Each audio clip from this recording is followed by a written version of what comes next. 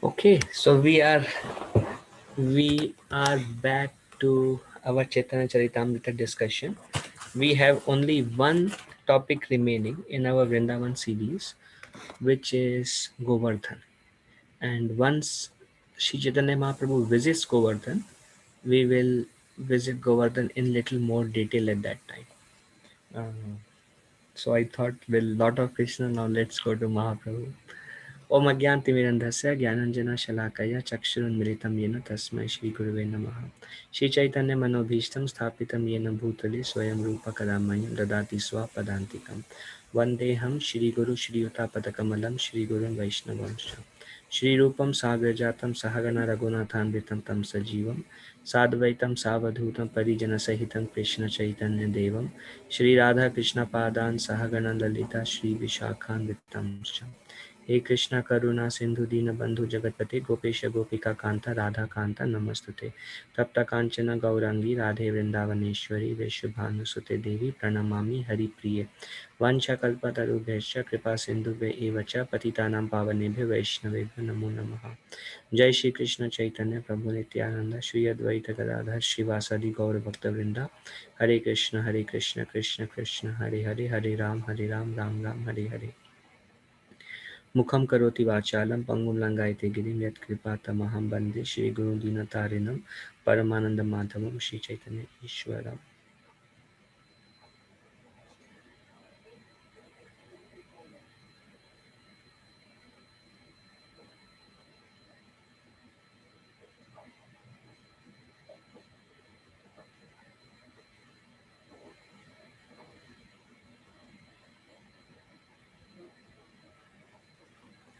Okay, we will be finishing this chapter. We are discussing Madhya Leela. The background is um, um, a quick revision.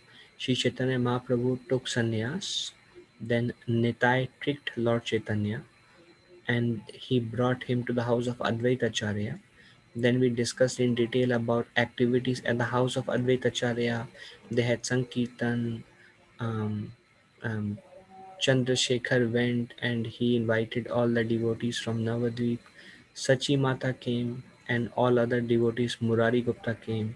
Haridas Thakur was already there with Advaita Acharya, Sita Thakurani, Nityananda Prabhu, Sri Chaitanya Mahaprabhu.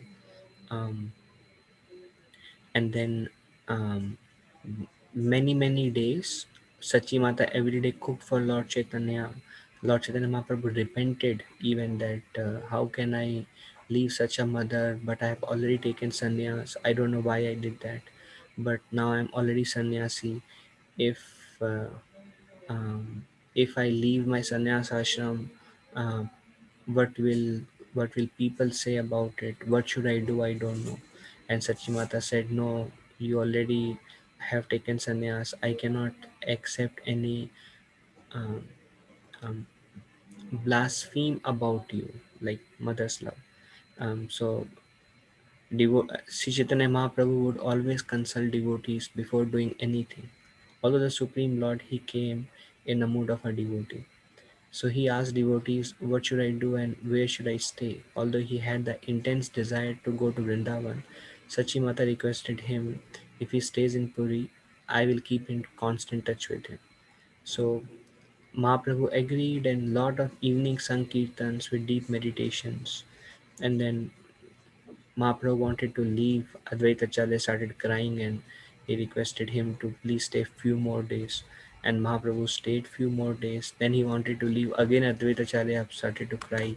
But the nature of a devotee is sometime like rose and sometime like a thunderbolt. So Mahaprabhu this time was in that mood and he just kept walking. Advaita Acharya followed him for some time, constantly crying. And then Mahaprabhu turned back and he said, Advaita, if you don't compose yourself, then how will you take care of the remaining? So Advaita Acharya composed himself and went back to Shantipur. In this way, Sri Chaitanya Mahaprabhu left and then he went with Nitai and two more devotees. And on the way, Haridas Thakur also came to Lord Chaitanya and he said, what will I do? I want to come with you. And Mahaprabhu did not make a decision for him. Rather, he said, well, I will go and pray to Lord Jagannath so he can fulfill your desire. So at this point, Haridas Thakur is not there. Um, so now Mahaprabhu is on the way with Nita and two more devotees, and Mahaprabhu is speaking about the glories of MadhavendraPuri. As Mahaprabhu is going on the way, they went to Remuna, which is a village in Orissa, and there is a deity of Khich or Gopinath, and they are discussing about the glories of Madhavendra Puri. So this is the flow of Lord Chaitanya Mahaprabhu so far. And Madhavendra Puri, we know he was in Vrindavan, a Paramhamsa sannyasi. Gopal came in his dream with a pot of milk. I am My body is very hot because of scorching heat. Virgin have carved me, but later on I was kept hidden. Please bring me out and start my worship. Gave instruction how to worship. So Gopal deity was found by the help of local Rajvasis, established on the top of Govardhan. Lot of Annakud festivals, um, thousands of dishes every day from different villages, different different different villages opted for, okay, we will cook on this day, we will cook on this day. Madhvendrapuri had few disciples. They started taking care of deity worship, and then 2 years have passed, and this is where we are now. 2 years have passed. Gopal again appeared in the dream of Madhvendrapuri and spoke. So Madhvendrapuri is like, there is a temple now. um, Excellent worship is going on. Abhishek, huge Abhishek is going on every day. And after 2 years, again Gopal came in a dream of Madhvendrapuri, and he said, "Bring sandalwood from Malaya mountain and smear the pulp over my body. My temperature has still not decreased." So he got a service to bring sandalwood. And then Gopal told Madhvendrapuri nobody else could do it. So Madhvendrapuri's reaction is Madhvendrapuri became ecstatic in prema. So this is something how devotee should see when some service come. One should see that this service is actually everything happens by the arrangement of the Lord. Any service comes, the good consciousness is with gratitude that this service is, um, Krishna wants me to serve in this way. Radharani wants me to serve in this way. So Madhvendrapuri, when he received the service, he became ecstatic. He started towards the east, and we will see that Madhvendrapuri actually will never return to Vrindavan from now onwards. So he started towards Bengal. Before leaving, he made all arrangements for regular worship. That's also sign of responsibility. If we cannot do our service, then we ask someone. So Madhvendrapuri arranged that service um, goes on. Then Madhvendrapuri arrived at Shantipur, and Advaita was pleased to see his ecstatic love and begged to be initiated by him. In more detail, this is mentioned, this meeting of Madhvendra Puri with Advaitacharya in Chaitanya Bhagavat. But here just a brief. So he initiated Advaitacharya. Madhvendra Puri um, grand disciple was Lord Chaitanya.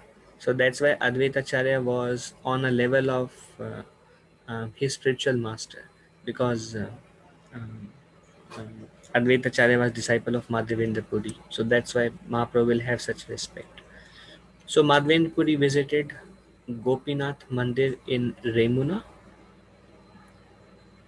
He was overwhelmed to see the beautiful form of Gopinath. He chanted and danced in temple corridor. Okay. And then he inquired about the food offerings made to Gopinath from a Brahmana priest. So this story, whatever we know, I am going little faster. Brahmana said, the priest, the pujari, he said, in the evening, Amrita Keli Kheer is offered in 12 earthen pots.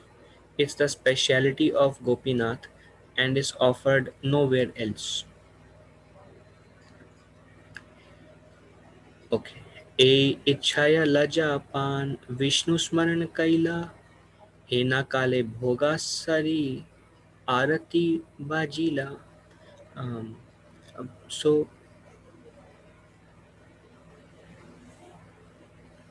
when Madhvendrapuri heard that um, there is sweet rice offered, Madhvendrapuri developed a desire because nowhere else such offering is made. It is the specialty of Gopinath.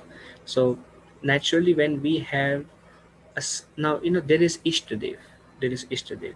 So for Madhvendrapuri, the Ishtadev was Gopal deity. Like Ishtadev is like a particular deity that we are very much attracted to. Just for example, for some of you, the Ishtadev may be Radha Gopi Jana Vallabha.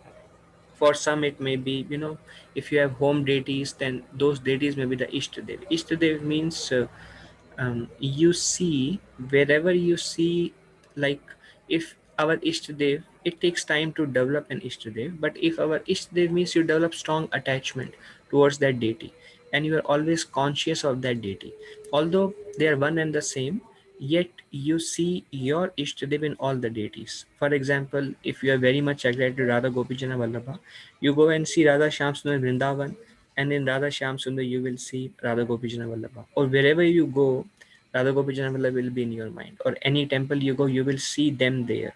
So Ishtadev is because of strong attraction toward a particular form of the Lord. So you're always thinking about how to serve this particular deity. Like my spiritual master, um, initially he was taking care of Chapati temple, Radha Gopinath. Now he has many projects. So as he was taking care, he wanted to take care of Radha Gopinath very nicely. So he sent some brahmacharis from Chapati to go to Vrindavan to Radha Raman temple and learn some of the dishes they cook, because they have some specialty there. So when you have a special attraction, then you feel like, okay, all good things should be offered to them. um, and you don't want to eat anything not offered to them. Like recently we had one Prabhu, those who know Ashtavakra Prabhu, during Corona time when Giraj Prabhu was in India, Ashtavakra Prabhu came and he was serving in a temple, and then he told we were like taking prasadam, all of us together, and he said that I know how to make very nice pizzas.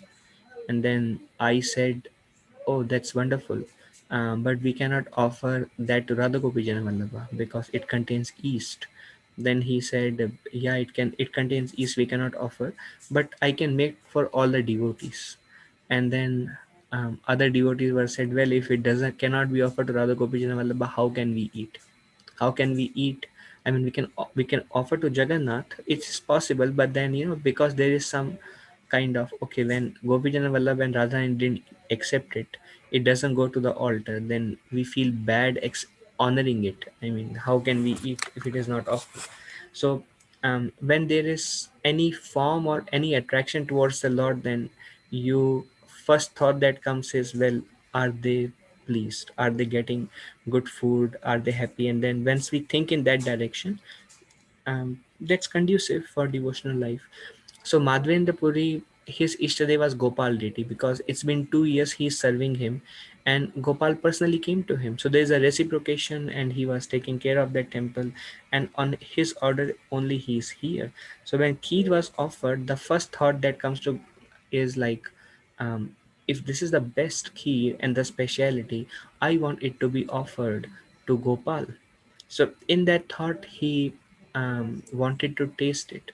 But then, as soon as that thought came that I want to taste it, and food has not gone into the altar, he felt very ashamed. So, if the now the food, Prabhupada said, the food before it goes to the kitchen, before it goes from kitchen to the altar, the food should be covered. The food should not be seen by anyone. Nobody is allowed to enter into the kitchen also, because one can contaminate the food by seeing. In one instance, like all of you may know this story, um, Srila Prabhupada was making gulab jamuns for Krishna, and one Westerner came and he asked, he just entered directly into kitchen, and then he looked at gulab jamun, and the Westerner became very excited and he said, "Prabhupada, gulab jamuns." So he just said like that, and Prabhupada told the servant who were assisting Prabhupada, "Throw them away. They are already eaten by him. So now they are unfit to be offered to Krishna." So Prabhupada actually threw all the gulab jamuns. Now, in our case, not necessary, but Prabhupada is an acharya. He is trying to show us by example of maintaining purity, especially when we take care of deity worship. Mm. So Madhya Puri felt very bad that the kheer is not offered, and I already got a thought of eating it. Um, so here it says, "A ichaya lajja pan Vishnu smarana kaila." But as soon as this ichha came in Madhavendra Puri, he became ashamed. Lajja pan, he became very ashamed that how can I think like that? And Vishnu smarana kaila, and he started meditating on the Lord. Now, desire is not really up to us, because we have now, this is Madhvendrapuri. um, um, Let me read this first. Madhavendra Puri became greatly ashamed when he desired to taste the sweet rice, and he immediately began to think of Lord Vishnu. While he was thus thinking of Lord Vishnu, the offering was complete and the Arati ceremony began. So, the desire is instigated by our samskar, by our karma, and we have many mental impressions. For Madhavendra Puri, it was a pure desire, but for us, some desire may come. And what did Madhavendra Puri came when an unfavorable desire come? Vishnu Smarana Kaila. He immediately started remembering Lord Vishnu. So here, whenever an unfavorable thought arises, one should immediately start chanting the Hare Krishna Mahamantra. Now, Srila Prabhupada explained the mind goes through the phases of thinking, feeling, willing, and doing. So it begins with thinking, and then we think, and then we start enjoying mentally, and that is a stage of feeling. And then that feeling creates a hard attachment, and that goes to willing, that I want to do something wrong. So it all starts with I want to do it, and then we feel how good it is if I'm actually doing it, and then we are like, okay, now let's ready, and then doing. So Prabhupada says, um, mm, these are unconducive thoughts I'm talking about. So Prabhupada says the thoughts can be cut at any level, but best is to cut at the level of thinking.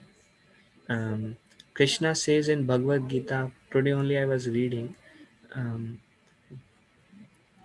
in 6th chapter Bhagavad Gita, one must deliver himself with the help of his mind and not degrade himself. Um, one must deliver himself. The mind is the friend of the living entity and his enemy as well. The mind, when engaged in sense gratification, is our enemy, or any, not just sense gratification, but any kind of non conducive thoughts towards any other devotees. They, that is like the biggest challenge in the life of devotees. So those are all unconducive thoughts, so then mind becomes our enemy.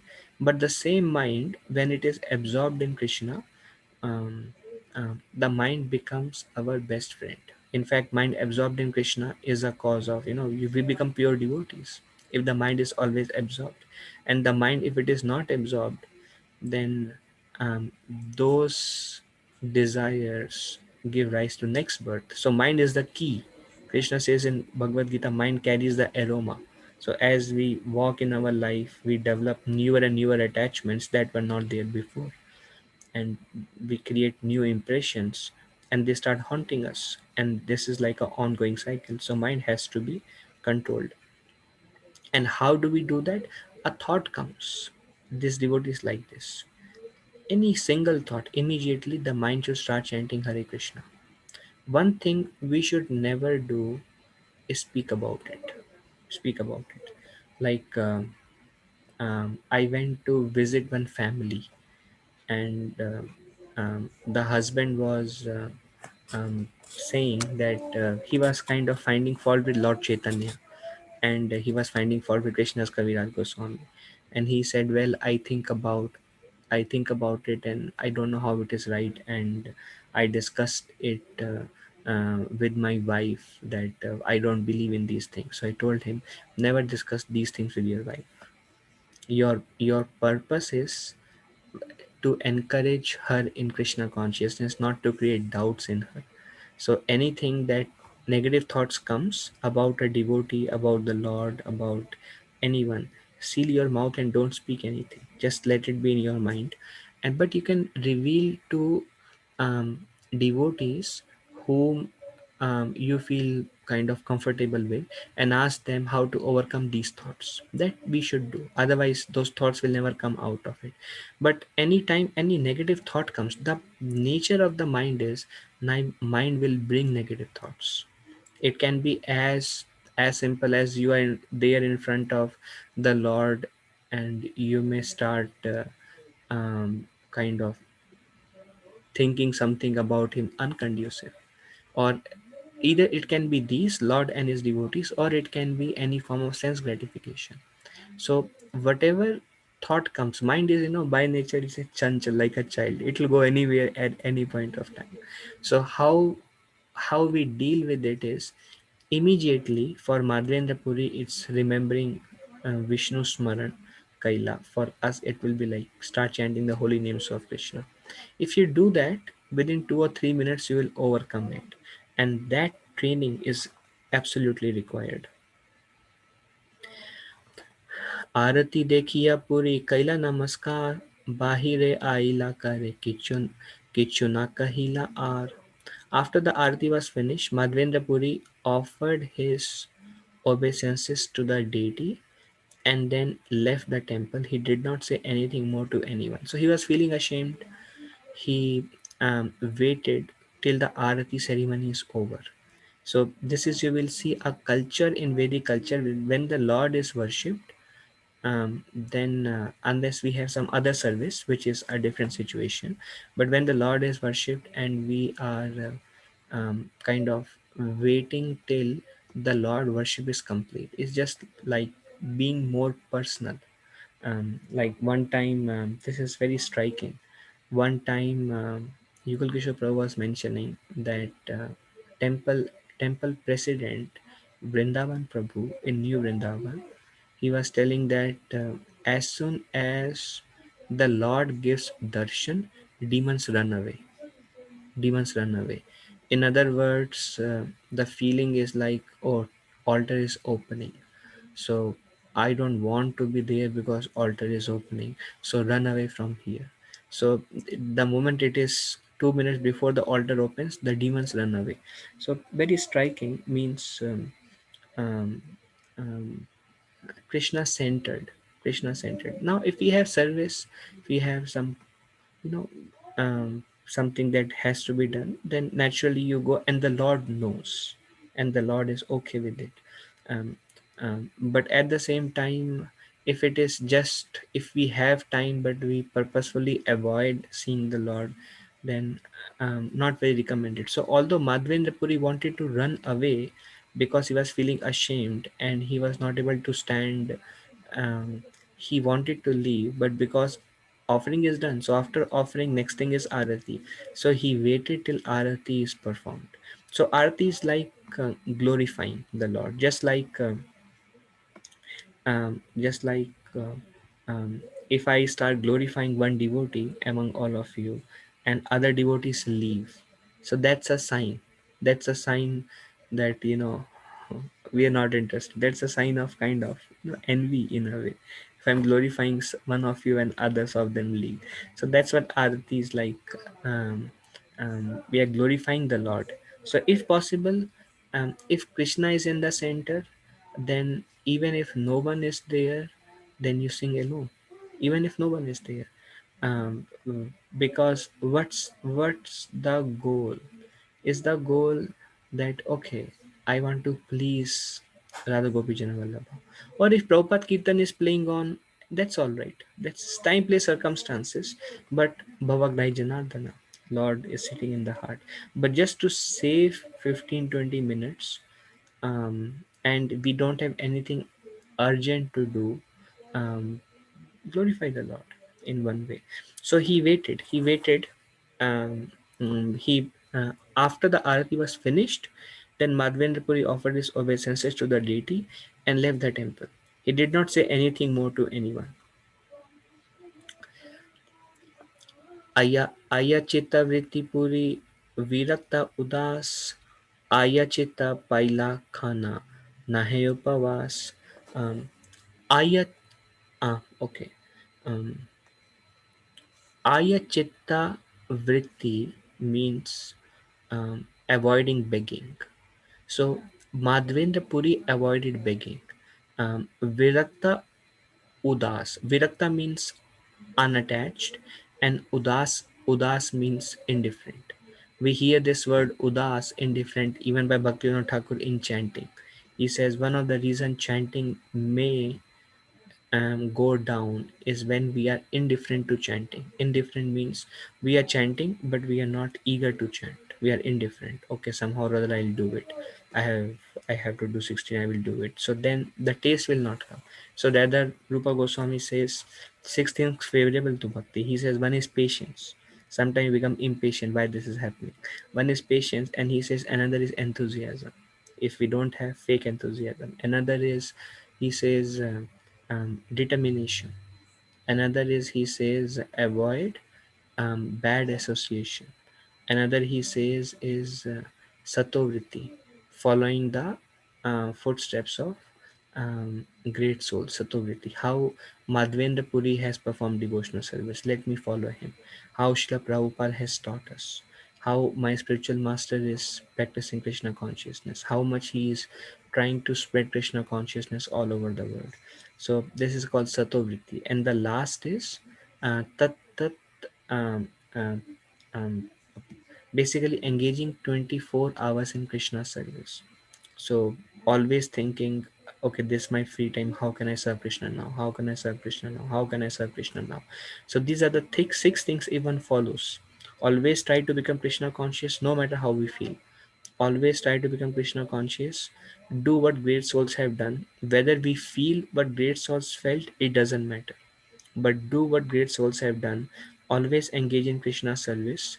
Um, Avoid bad association, and be enthusiastic and determined about what you are doing, and be patient. 100% you will go back home, back to Godhead. What is the goal? The goal of everybody is to go back home, back to Godhead. Everyone is trying to serve in their own capacity to achieve that one goal, go back home, back to Godhead. After you go back home, back to Godhead, it doesn't matter who did what and what kind of service, doesn't matter. everything is everything is like, what Krishna sees is, this devotee wants to serve me. Krishna only sees that. It is described that for Krishna there is no service higher, no service lower. And we see that in Bhagavad Gita. Bhishma Dev says that, we were discussing, some of you were there. Bhishma Dev says that um, um, sometime Krishna becomes the chariot driver of Arjuna, sometime he speaks Bhagavad Gita. So he is sometimes doing that, sometimes he is becoming driver, and sometimes he is washing the feet, and sometimes he is worshipped Rasya sacrifices, and sometimes he is performing vihar with the gopis. And so different point of time Krishna is doing different services, and for Krishna there is no high or low. Why one thinks high or low is also because of false ego. So as long as we are following the great souls and trying to serve Krishna all the time, we can 100% have faith you're making progress, and you will attain pure devotional service in this very life, if you just remain sincere. If you just remain sincere. Also, if Krishna wants you to serve in a particular manner, Krishna will give you that service. If not today, tomorrow. And it will be based on your desires. Whatever service we are doing now is based on our desires in the past, and whatever service we'll do tomorrow is based on our desires today. So based on desire, Krishna will engage us in service. So Madhavendra Puri, he avoided begging. Now Prabhupada says that the highest level of sannyas is Paramhamsa, and they don't beg. Now we may think, I don't want to beg because my ego will be hurt. That's our interpretation may be, well, that's something I like to do, is not beg because it's not very pleasing to me to beg. But it's not why Paramhamsas they don't beg. They don't beg because they are fully absorbed in Krishna. Now, Paramhamsas, now we will understand only when we take sannyas. When we take sannyas and when we are actually hungry, that hunger, like, see, this is Vedic culture, India. India, if a sannyasi goes to a home, especially this is like 700s before, 650 years before, the Vedic culture, the Brahmanas were so respected to speak about sannyasis. At that time, if a sannyasi goes home, he is respected and paid obeisances everywhere. This culture is there.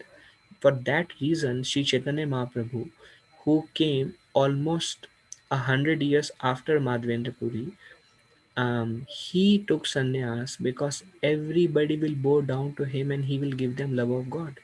So there, to avoid begging is not because of ego. Rather, if you beg, if we are not pure, our ego is kind of fed, because you see anyone and they will offer you respect and they will give you very nice foodstuffs.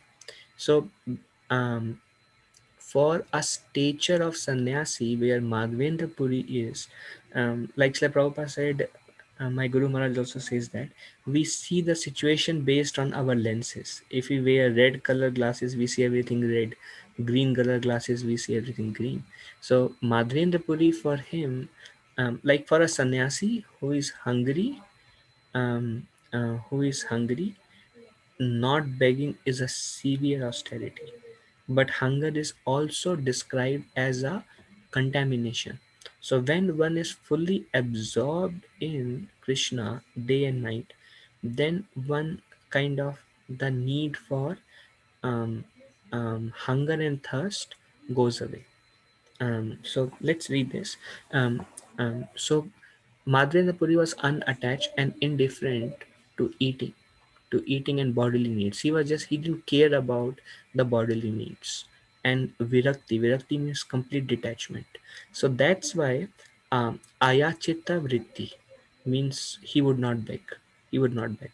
And that's why we see, because he would not beg, Krishna would come and give him milk. Krishna would stole the kheer. We know the story, but we are going in detail now with many lessons. Krishna will steal the kheer for Madhavendra Puri. Why Krishna has to do that? Because he would not do it, because he would be indifferent and detached from it. Why we were discussing last week about Nandagaon, last to last week, why Krishna would bring milk for Sanatan Goswami to drink. Because our Goswamis, they were on the stage of Ayachittavritti, so they wouldn't beg. And they were so absorbed, like Sanatan Goswami in the instance we saw, he was so absorbed for days that Krishna has to come. Nobody in our village goes hungry, here is some milk for you. Likewise, Madhvendra Puri. So this is called Ayachitta Vritti. Madhvendra Puri avoided begging. He was completely unattached and indifferent to material things. If without his begging someone offered him some food, he would eat, otherwise he would fast. We see this example from Maharaj Parikshit. And Sukadev Goswami and sages, because Krishna Katha was going on, spoken by a very qualified Vaishnav. This is called Vaishnav association. The difference between Vaishnav Sangha and other association is that in Vaishnav association, Krishna is in the center. In Vaishnav association, it's not that the speaker is more advanced than others or vice versa. In Vaishnav association, there is no discrimination, but Vaishnav association means Krishna is being glorified. Anybody who glorifies Krishna amidst the group of devotees, that's called Vaishnav association. Just like we see in Shrimad Bhagavatam, Sukadev Goswami speaking Shrimad Bhagavatam, and along with Parikshit Maharaj, Vyasadeva is listening. Narad Muni is listening. Vyasadeva is the father, and Narad Muni is the guru of Ved Vyas. Narad Muni is the guru of Prahlad Maharaj, Dhruv Maharaj, and he is already the guru. Dhruv Maharaj, Prahlad Maharaj is Satyuga, and this is just the end of Dwapar Yuga. So Narad Muni has already delivered unlimited number of souls, the thousands of sons of Daksha, and he is at that level, and he personally participated in Krishna's pastimes. We saw he became Naradiya Gopi, but by this point of time, Krishna is already left. So Narad Muni had even attained that stature of pure love for Krishna, and that Narad Muni is sitting and listening from Sukadev Goswami. Sukadev Goswami um, is a teenager, so it doesn't matter whether who is more advanced. That doesn't matter, as long as Krishna is glorified. So that becomes a Vaishnav association. When Srila Prabhupada disciples would speak Krishna Katha, Srila Prabhupada would hear. When my spiritual master was living in Chapati, different brahmacharis would speak Bhagavatam class and Krishna Katha, my spiritual master will go and sit and hear, because Krishna is in the center. Krishna is getting glorified. So the feeling that if, like, on Sundays, on Bhagavatam classes in our temple, different speakers speak Krishna Katha. So what is the motive of Krishna Katha? Let Krishna be glorified, and the one who is speaking and one who is hearing, it benefits both, because that time we are thinking of Krishna. So uh, somehow this topic came. So he was completely unattached and indifferent to material things. Virakti and Udas. If without begging, okay, this we already read. The Paramhamsa is therefore called Vijita Sadguna. Vijita Sadguna means he's free from six material qualities. What are six material qualities? He must conquer the six material qualities, which is Kama, Krodha, Lobha, Moho, Matsarya, and Shuddha Trishna. So here, and this is from Shrimad Bhagavatam, instead of Kam, Krodh, Lobh, Moho, Mad, Matsar, Mad is pride.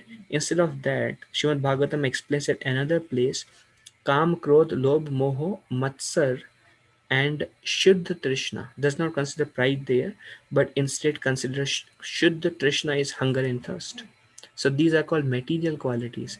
They they their demand increase when we are on a bodily platform. Now at the same time, we cannot mimic great personalities. Otherwise, how is it possible for Raghunath Das Goswami to drink little bit of buttermilk and sleep for 1.5 hours? How is it possible, Srila Prabhupada, to sleep for one and a half hours? How is it possible, Bhaktivinoda Thakur, to sleep for one and a half hours? And you name it. So, naturally, as Kali Yuga will progress, more sleep will be required. My spiritual master says that. But one of the one of these are considered material quality, even sleep and hunger. But yeah, we cannot mimic. But at the same time, at least we can see and match Madhvendrapuri activities with the activities of our Goswamis. And this is something. Srinivasacharya, he mentions this in Shad Goswami Ashtakam. Prabhupada said, read it every day, if not every day, whenever you can. But very wonderful prayer. संख्यापूर्वक नाम गाननतिभि कालावसानी कृतौ निद्राहार विहारकादि विजितौ चैतन्य दीनौ च यो राधा कृष्ण गुणा स्मृतिर्मधुरिमा आनंदेन संहुतो वंदे रूप सनातन रघुयुगो श्री जीवा गोपाल को संख्या पूर्वक नाम गान नटिपी. So um, according to counting, they would take the names, um, um, and according to counting, they would offer obeisances. Kala vasani kritau and nidra hara viharak adi vijitau. Vijitau means they gave up. They gave up. Nidra ahar, vihar, whether it is sense gratification or sleep or food. Nidra, ahar, viharak, adi, and all remaining sense gratification, vijita. They gave up. And what were their activities? Radha Krishna Guna Smritir. They would remember the pastimes of Radha and Krishna. Guna Smriti Madhurima, and the sweetness of the pastimes of Krishna. They would smriti, they would meditate. Anandena Samohito, and they would become completely ecstatic by hearing and absorbed in. And because they were so absorbed in those pastimes, they could give up Nidra, Ahar, and Vihar. So this we see from whether Madhvendrapuri or the six Goswamis or Haridas Thakur, same transcendental qualities. ग्रामेर शून्याहते वशी करे न कीर्तन एथा पुजारी कराila Thakur Shayana. Madhvendrapuri left the temple and sat down in a village marketplace. So we saw he waited, Aarti was over, he didn't speak to anyone, and then he was feeling ashamed. And Madhvendrapuri left. He left the temple and he came to a village marketplace which was vacant. So nobody was there. What did he do? Sitting there, he began to chant. So this happens when there is a constant, when there is a ruchi in Krishna, then now it's not easy to become a sannyasi. In fact, Srila Prabhupada said to become a sannyasi, you should be at least ideally um, at least a madhyamadikari. Otherwise, it will be very difficult to maintain sannyas ashram.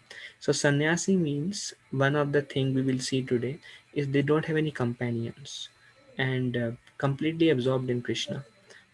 In a way, their mind now. What does Krishna says in Bhagavad Gita? He says work is said to be the means in the beginning, and cessation of work is said to be the means at the end.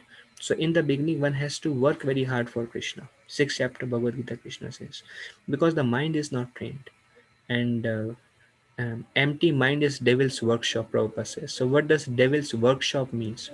Workshop, you go to workshop for what reason? To do something. So empty mind is devil's workshop means if there is no absorption in Krishna, when the mind is empty, then devils will come and they will cook something there. They will make up something. But do they make up? Maya's instruments. So they cook up and we will become filled. So in the beginning, now it is also recommended in the beginning a devotee should not stay alone because the mind will just overpower him. But what happens in a sannyas stage? There is just like in the beginning stage there is attraction for Maya. In the sannyas stage there is way higher attraction for Krishna. So for them there is no devil workshop there. For them wherever they are absorbed in Krishna, and their mind is not disturbed by any unconducive thoughts. So here we see, what do they do? These sannyasis, they are in flight, they are everywhere, and they are all by themselves. Now nowadays, even sannyasis they have complete absorption. But think about Madhvendrapuri, he is all by himself whole day, and he practically has, if you think in that way, he practically has no seva. Practically, what does he do? We will see him when he was in Vrindavan. He would take the tour of Govardhan and he would sit under a tree and chant whole night. Now, um, that is not possible. Bhaktivinoda Thakur and Goswamis went in that mood of samadhi, so they can be wherever they are and they are fully absorbed in Krishna. And Prabhupada said, if you mimic these personalities with contaminations in the mind, Prabhupada said you will fall down because 2 hours of free grab we fall down. Where is the possibility of going in Vrindavan and living like Haridas Thakur and chanting whole night and mind not engaged physically in seva? And it's just impossible. First, mind has to. So there are different injunctions for different level of devotees. So, but Madhvendrapuri is Paramhamsa Vaishnav to such an extent that no need for eating and hunger and thirst. I mean, just by hearing this we understand that, well, it's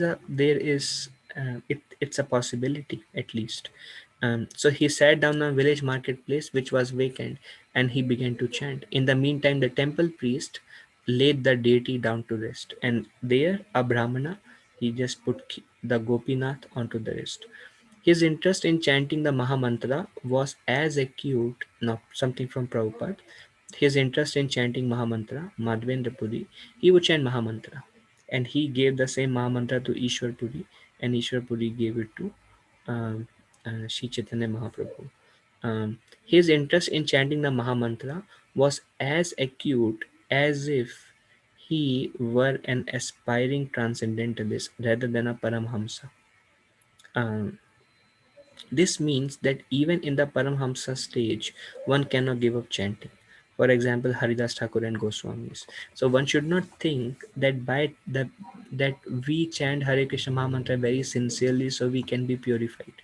Hare Krishna Mahamantra, of course, it will give us purification, but Hare Krishna Mahamantra intensity to chant is not just for purification, but it increases when we attain the stage of Paramhamsa, because It is only through the medium of the Hare Krishna Mahamantra that you will be able to absorb in Krishna Katha, Krishna Leela, absorbed in Krishna.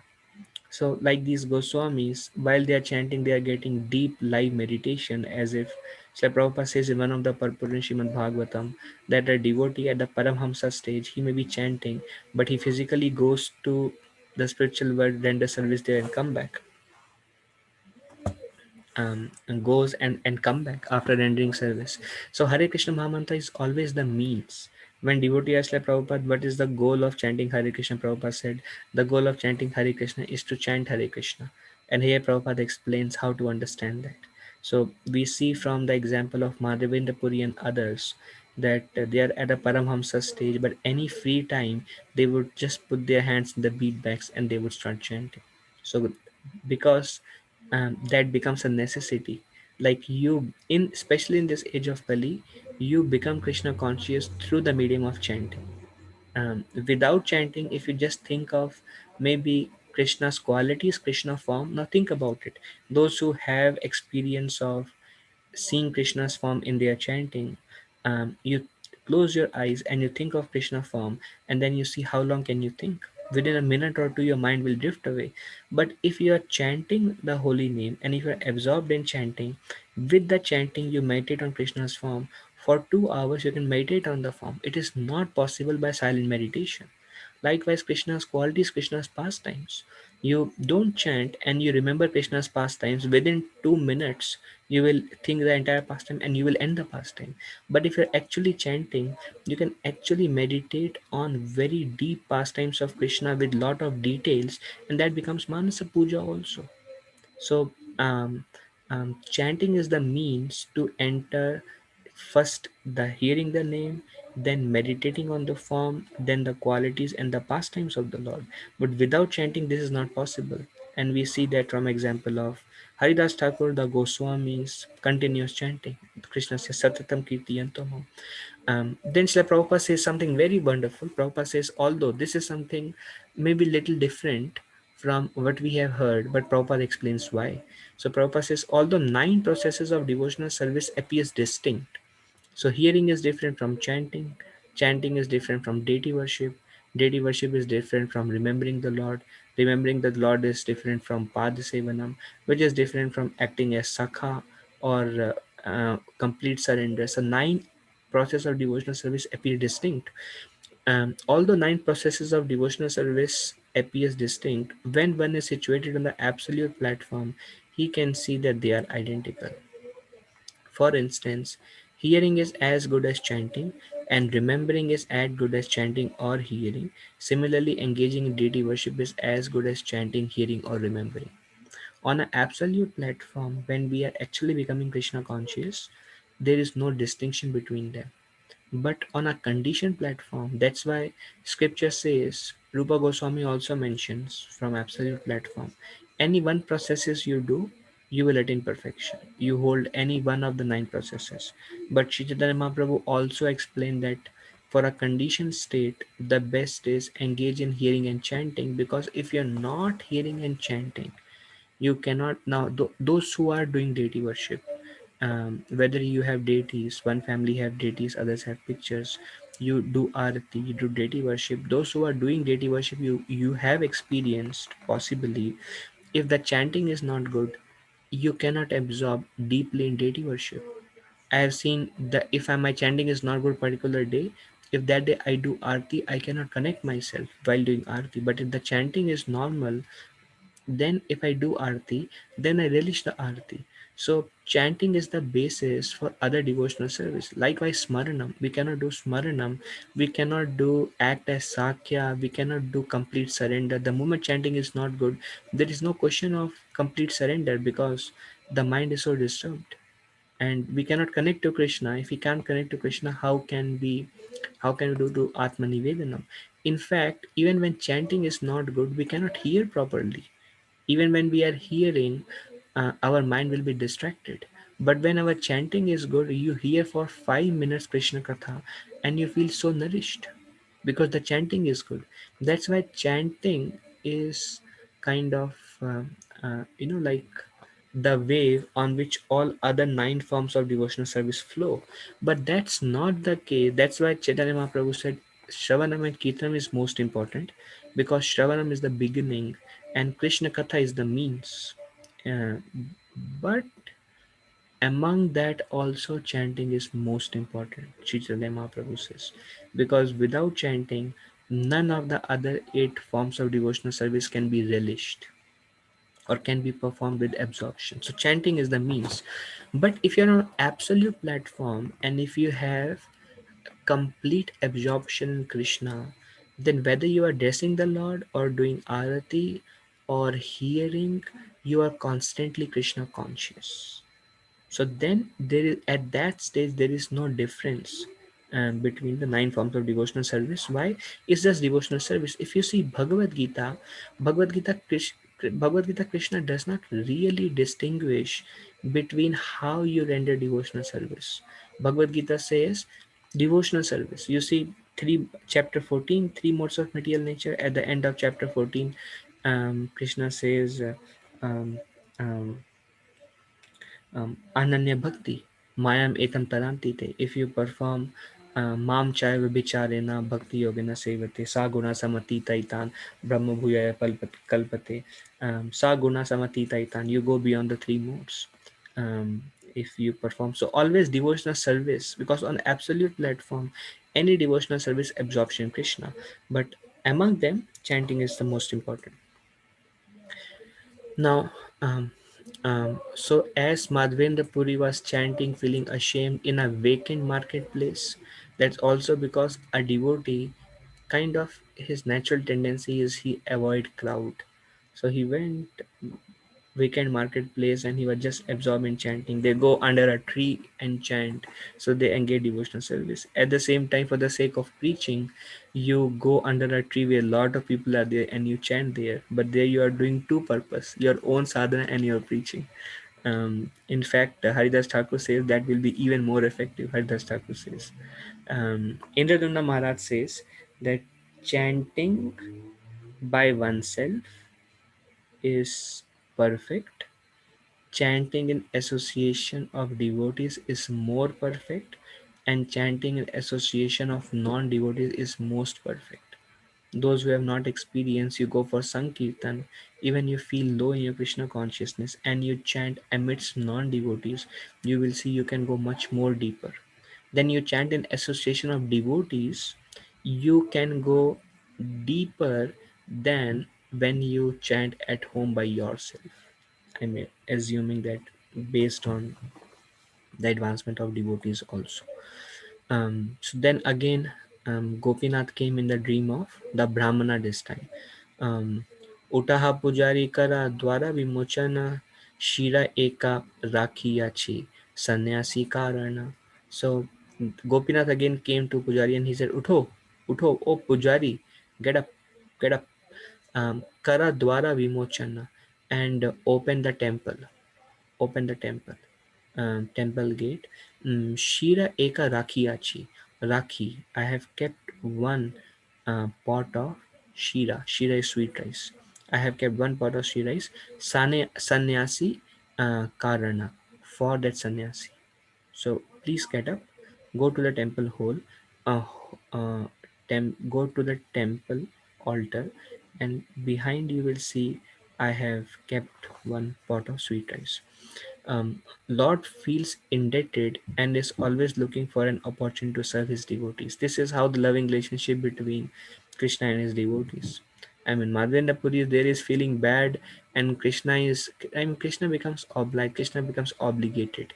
Krishna sees that, oh, this person is getting up at 5 a.m. and chanting 16 rounds in the morning, and this person is going in the evening and washing pots in the temple, and then this person is um, hearing so many lectures, and then this devotee is worshipping deities, and then this devotee is associating, and then this devotee is whatever, this devotee. So every time Krishna sees that this devotee, the thought comes of sense gratification, this devotee becomes so kind of careful not to engage. This devotee is constantly thinking how to serve me, how to serve me. So Krishna feels, what do I do for this Vaishnava? What do I do? What do I do? So Krishna becomes obligated. Actually, you can control Krishna. If you are sincere in your Krishna consciousness, Krishna becomes obliged. Krishna says to the gopis that I cannot repay. I mean, ye yathavam prabhadyante. I reciprocate because they are normal people. So I reciprocate as they desire. But I am purchased by your undivided love and undivided devotional service. I don't know what to do, and you don't want anything. I don't know what to do with you guys. So Krishna takes, like, he steals small opportunity and immediately reciprocates. Here, Krishna said, give that sweet rice to MadhavendraPuri. Krishna is looking for opportunity how to serve. He told Gopal came and he said, rescue me from there now. So rescued. Okay, now I'm feeling very hot. Now you go and bring some sandalwood for me. So that all that a devotee wants, Srimad Bhagavatam explains, a devotee does not want the five kind of liberation. Does not want sarupya mukti, samipya, sayujya,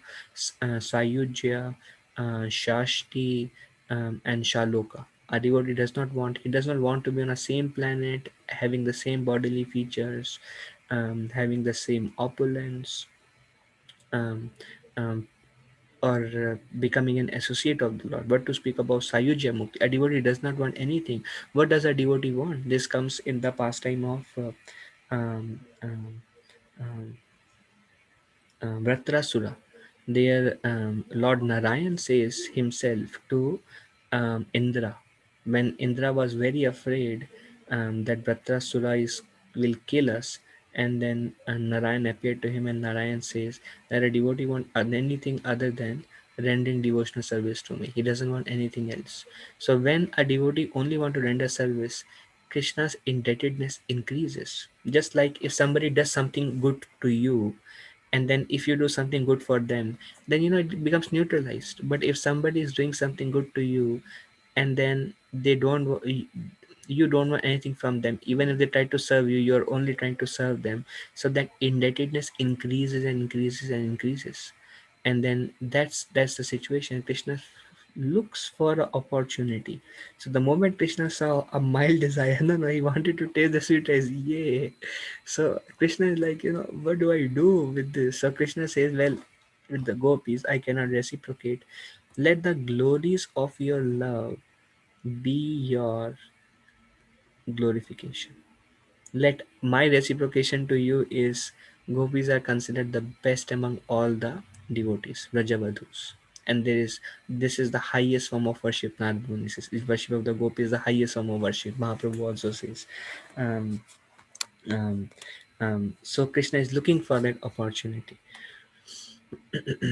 स्वप्न देखी पुजारी उठी करिला विचार, स्नान करी कपाट खुली mukta kaila dwar. So swapna dekhi. As soon as the brahmana saw the dream, pujari uthi. Pujari, he got up. Karila vichar, and he was thinking, wow. Snana kari. Immediately he went and he took bath. Where kapata khuli, he wear the pujari cloth, and then he opened the door. Kapata khuli, mukta kaila dwar, and then he opened the deity door, and then he entered the temple door, and then he entered, basically. And naturally we know he uh, Gopinath was pleased with Pujari's service. He found the pot and went out of temple.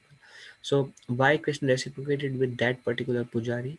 This is also Krishna's reciprocation to that Pujari for his devotional service.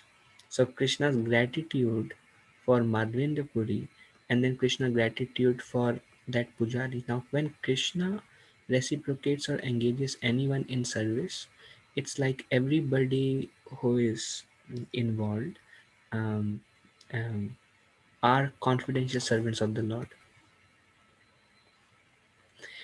Shira laha yara nama Madhavapuri Toma lagi Gopinath Shira Kaila Churi.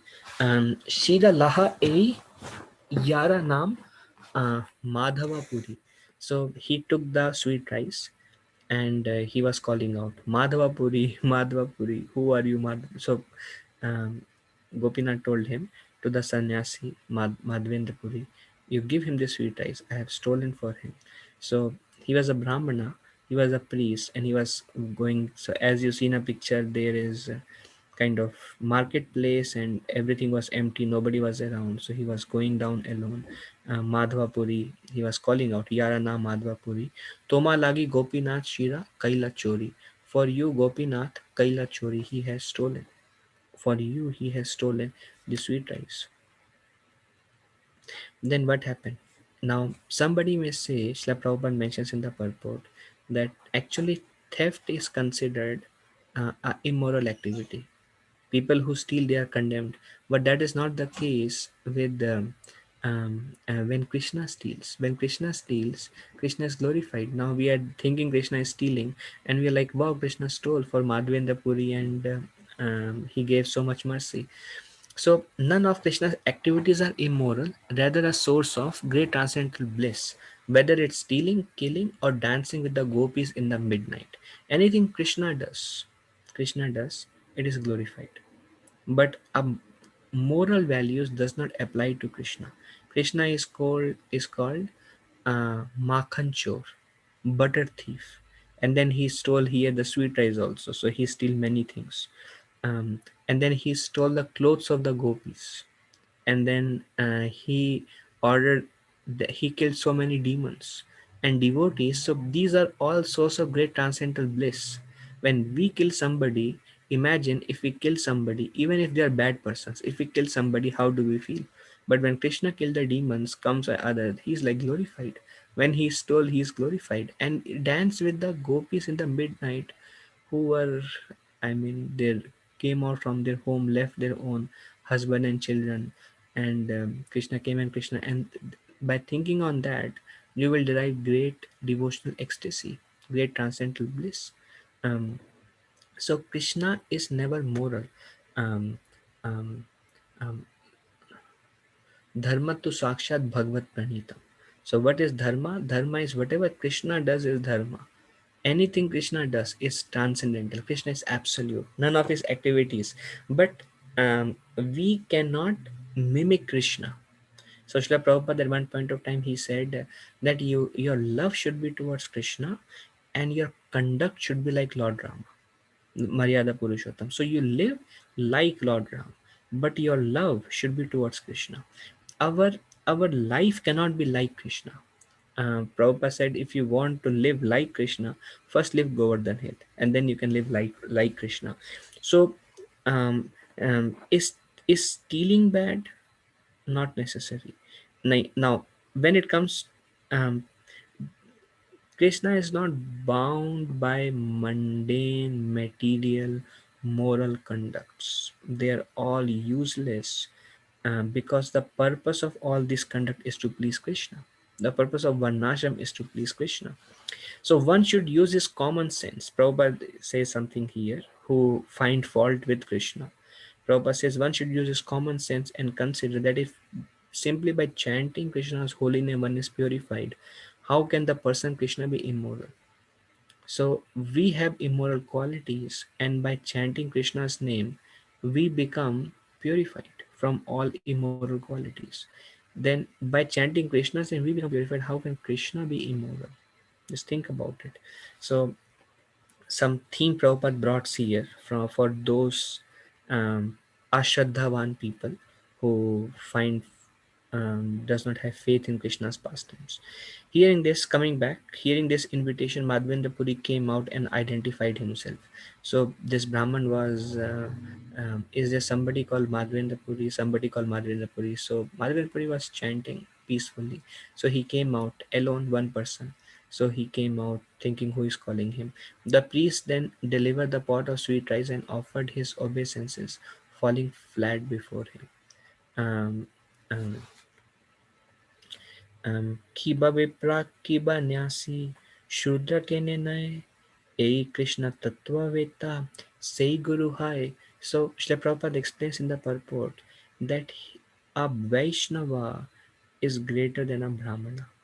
So here it says that the Brahmana was a priest, and priest Brahmana, he came and he fell flat before Madhavendrapuri. Now, is Madhavendrapuri a Brahmana? I don't know. But there is no such mention.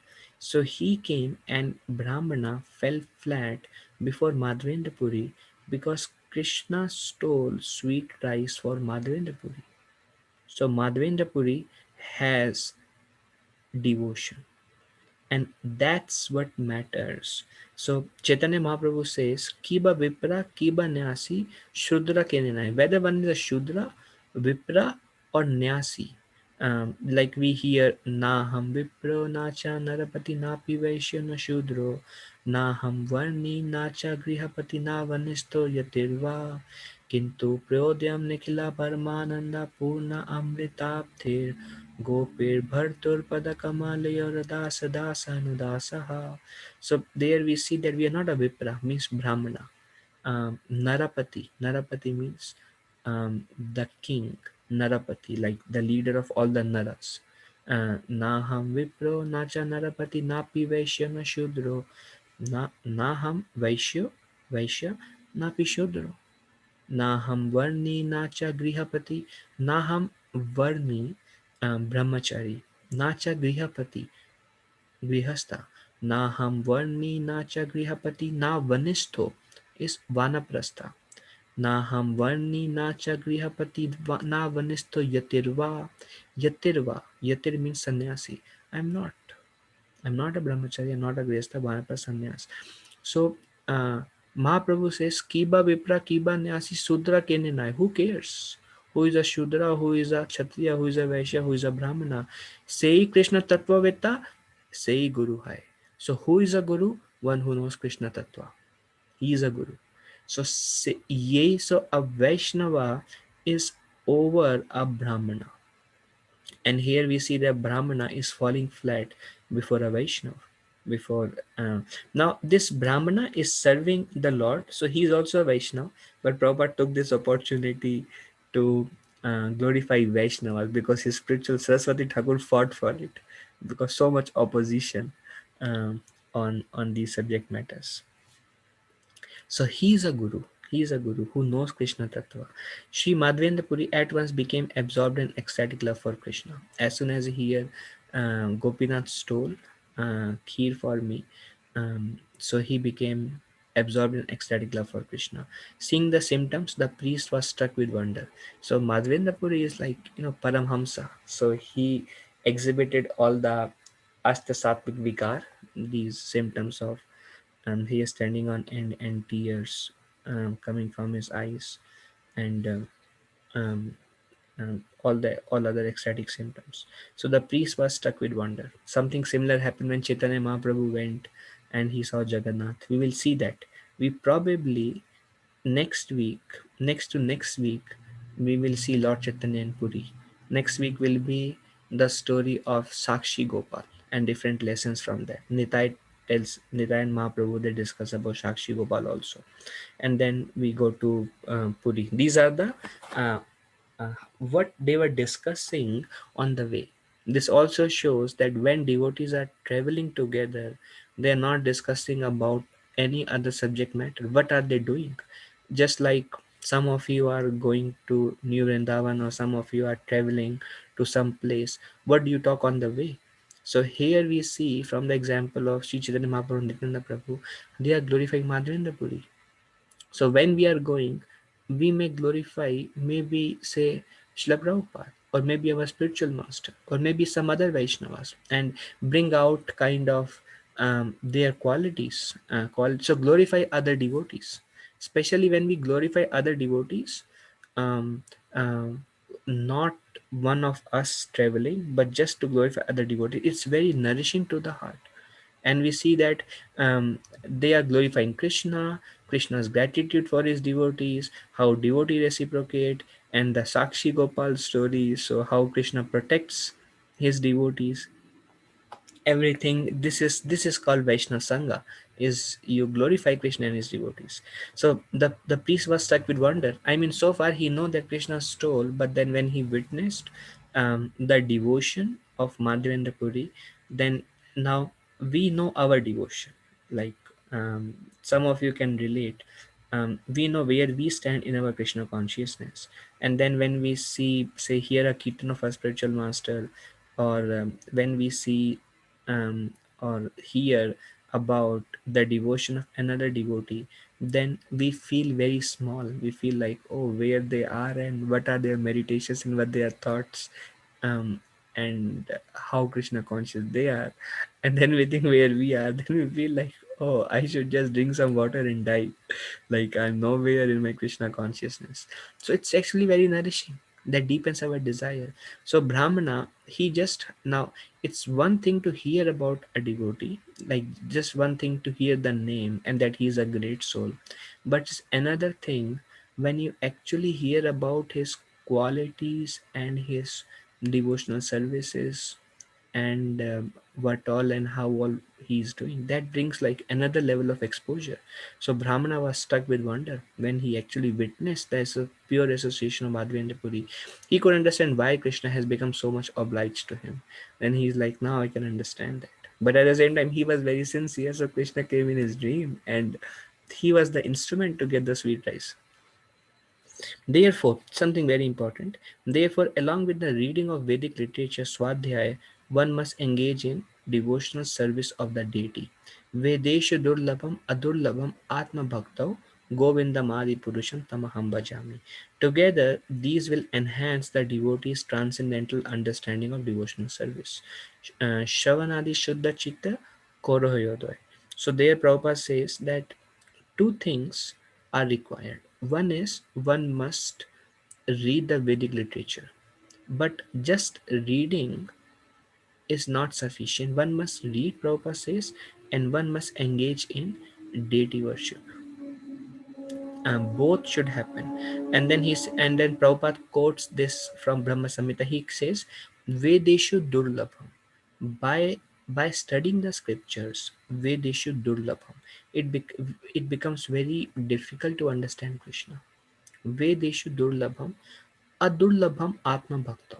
But if you become a devotee of Krishna, Atma Bhakta, then Adurlabham, then you very easily understand Krishna.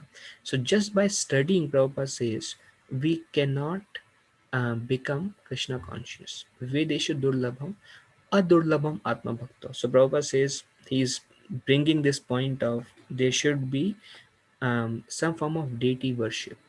Then deity worship helps to develop our attraction towards Krishna. Deity worship, actually, once when I started worshipping deities, then the form became more clearer to me, especially if it's a 3D form. And if you do personal service to a 3D form of the Lord, then the form will stabilize in your mind over a period of time. That is highly conducive um, for one's Krishna consciousness. In fact, Prabhupada said that deities at home is very wonderful in a way. He gives us I mean, in one of the lecture, one devotee was recently mentioning, I liked it. He said some purport of Prabhupada, I don't know where it is from, but authentic.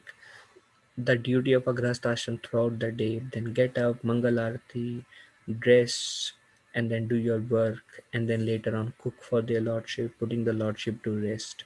So Prabhupada said actually duty of grahasthashram. He said deity worship is meant for grahasthashram.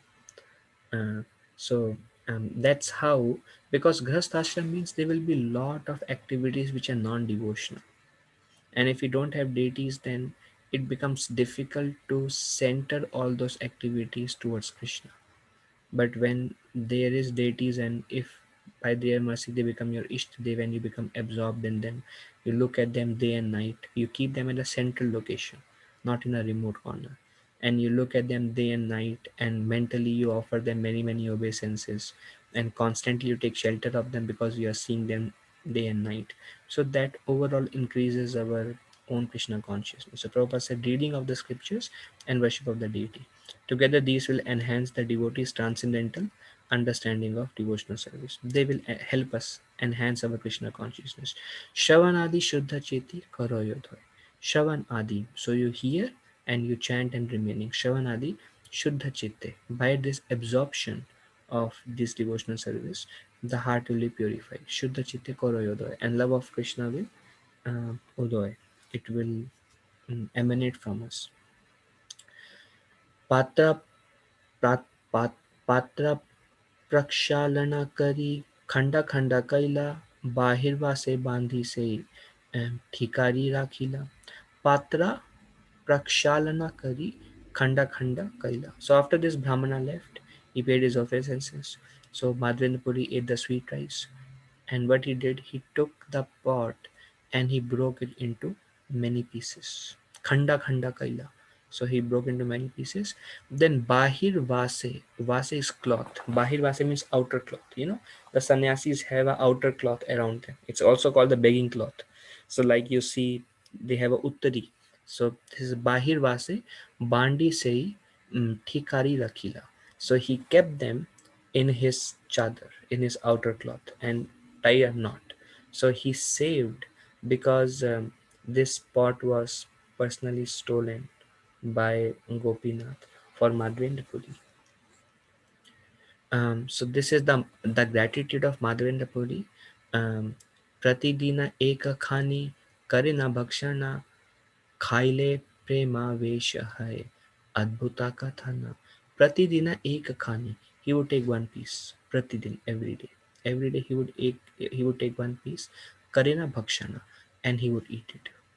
So his gratitude for this particular pastime of Gopinath is, see, it's natural. A devotee should have gratitude towards um, Krishna and towards Krishna's devotees, towards spiritual master, towards Srila Prabhupada, towards Sri Chaitanya Mahaprabhu for coming, towards Nityananda Prabhu for doing what he is doing to us.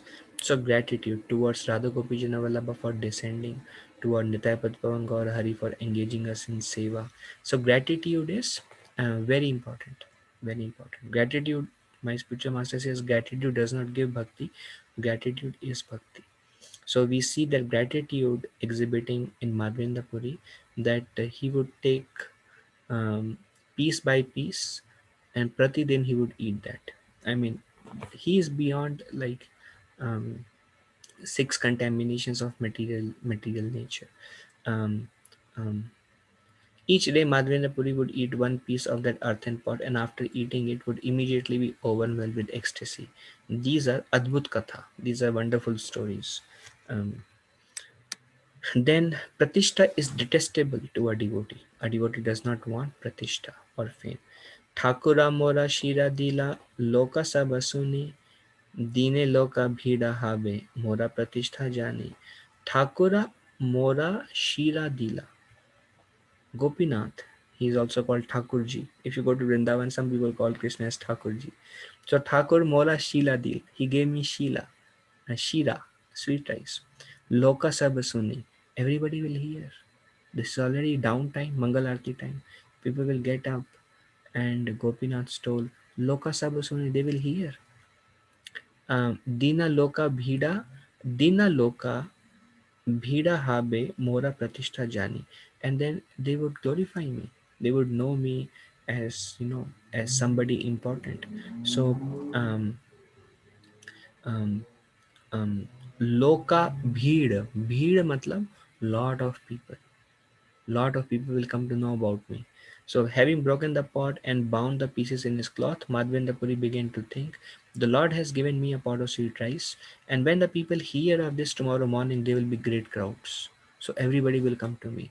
So, this feeling that people will kind of say some nice words to me, this feeling is detestable, is like not wanted. A devotee does not want to hear people glorify them. The devotee become very uncomfortable. So pratishtha is detestable to a devotee. Thinking thus, Madhavendra Puri left Remuna overnight, and he said, well, I cannot face people glorifying me. And then he left. Best is, if possible, now we want devotional service. Some of the devotional service will bring pratishtha. Doesn't matter if it brings pratishtha or not, devotional service must be rendered, because through rendering devotional service we receive the mercy of Krishna. And if pratishtha comes, we should not render devotional service thinking to get some pratishtha, because then um, the result will not be very conducive. We will not be able to render our devotional service properly if the consciousness is not proper.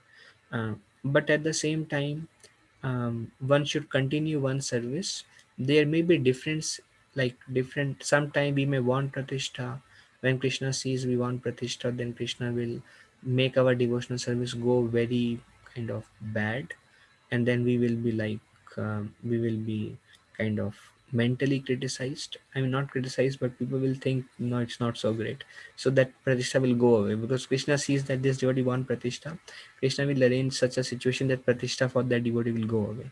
So that is also Krishna's mercy. um, but nonetheless, any material desire that is there, that will come and go, and the mind will eventually be purified. Continue your devotional service no matter what, no matter what. So, but Madhavendra Puri is on a perfected stage. So he is like purely doing everything for the pleasure of Krishna. So Madhavendra Puri responds on seeing Jagannath. So Madhavendra Puri left Remuna, and coming towards, almost towards the end, maybe let's go till 9. um, so Madhavendra Puri went.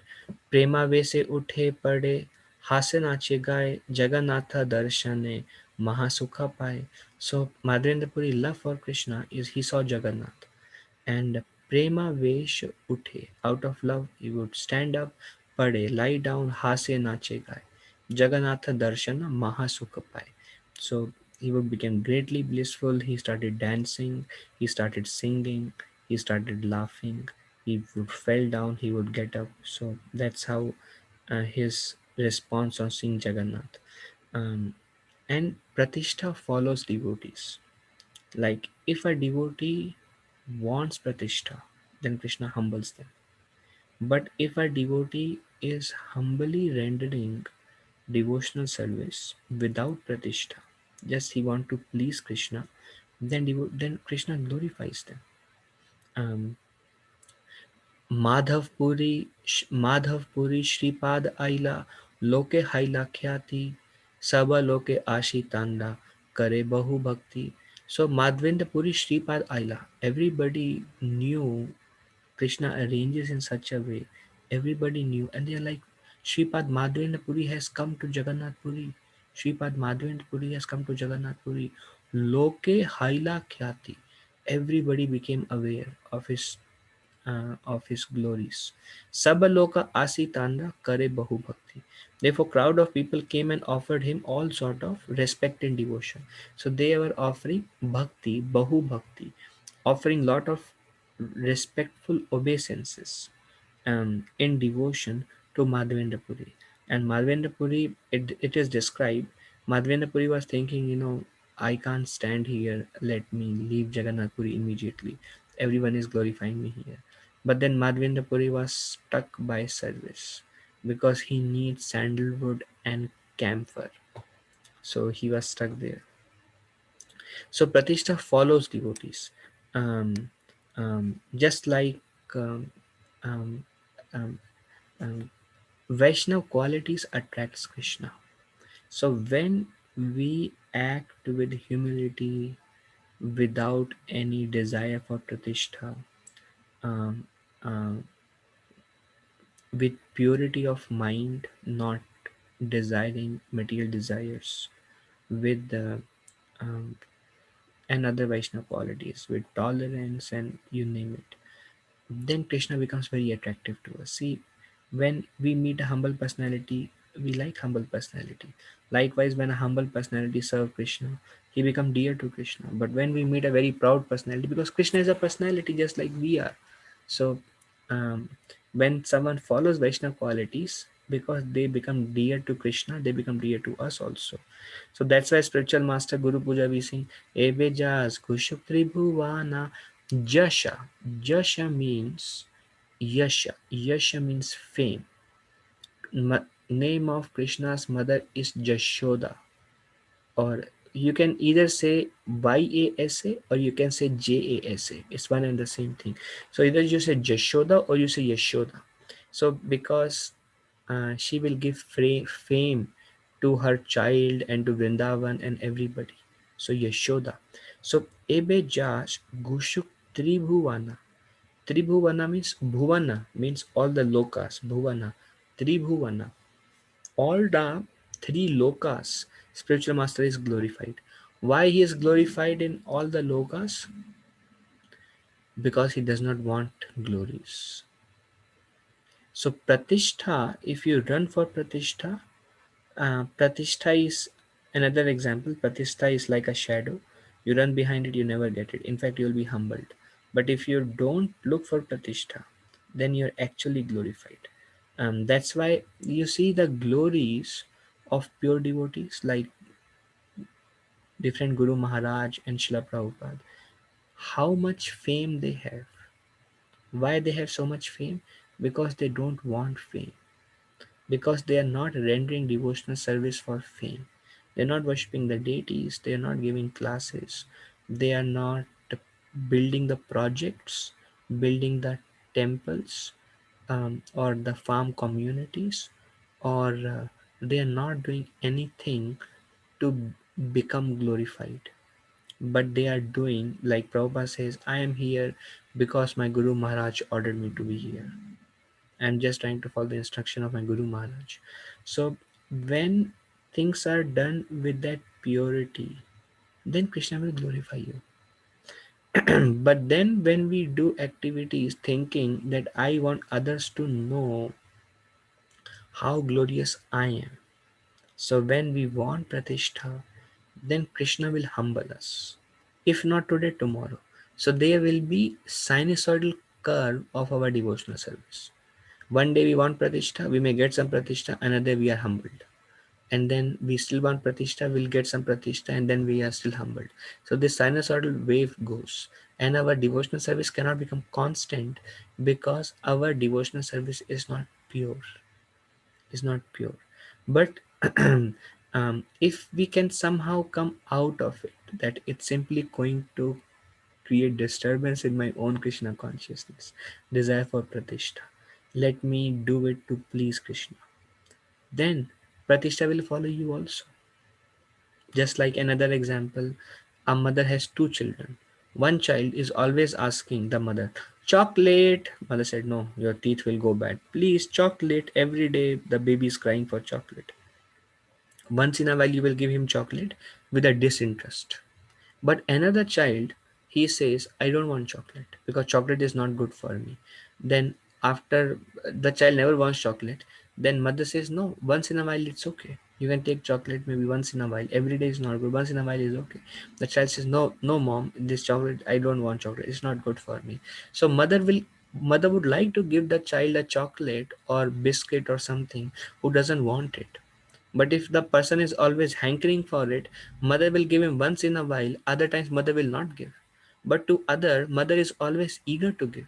Likewise, these things like pratishtha and puja and labh, they are like, chocolates. In a way, they are harmful for us. In a way, I mean, um, so when we are every day asking for it or doing something for it, then Krishna says, no, this is not good for you. And we are like, no, no, please Krishna, please don't humble me, please thoda pratishtha de dena. Then Krishna says, this is not good for you, Baba. But sometime Krishna will give you, because um, in Hindi it's like a jiddi child, like doesn't learn, just he just want what he wants. Then all right, once in a while he'll give you, but other times he will not give you. But a person who is not wanting, who is just trying to serve the father and the mother, then Krishna said, take something. And devotee said, no, I don't want this chocolate. No, no, please take it. No, no, I don't want. So because he doesn't want, the father is keep giving only. So he get lot of pratishtha. So pratishtha follows the devotees. Now the time is 9. We will cover this last slide for today and then finish the chapter next week and continue Shakshi Gopal pastime also. Only I think 10 more minutes are remaining. So let's finish this slide. Envy. Prabhupada says something on this. Prabhupada says, jealous people generally turn against one who automatically attains some reputation. So Prabhupada says that when somebody attains some reputation, then envy is created. And Prabhupada says, um, consequently, when a devotee is fit to receive worldly reputation, he is envied by many people. This is quite natural. So Prabhupada says that if you do something great, there will be people who will envy you naturally. um, because if you do something nice, then you will be reputed, and if you are reputed, then some will become envious of you. It's natural. So and then Prabhupada says, when a person out of humility does not desire fame, people generally think him quite humble and consequently give him all kinds of fame. And then Prabhupada says, if you act out of humility and does not desire, like, does not desire fame, people generally think him quite humble and consequently give him all kinds of fame. So anybody who is trying to be humble, like, I have good relation with Achyut Gopal Prabhu, and I appreciate this quality in him. He doesn't want to come in the front, and he always want to stay in the background. He always want to take a humble position. So when I read this, I remembered him. Prabhupada says, when a person out of humility does not desire fame, people generally think him quite humble and consequently give him all kinds of fame. So if you don't want fame, Pratishtha, then then Krishna will give you fame. Krishna will give you fame. Okay, so that's all we discussed today from this. Anyone has would like to ask anything?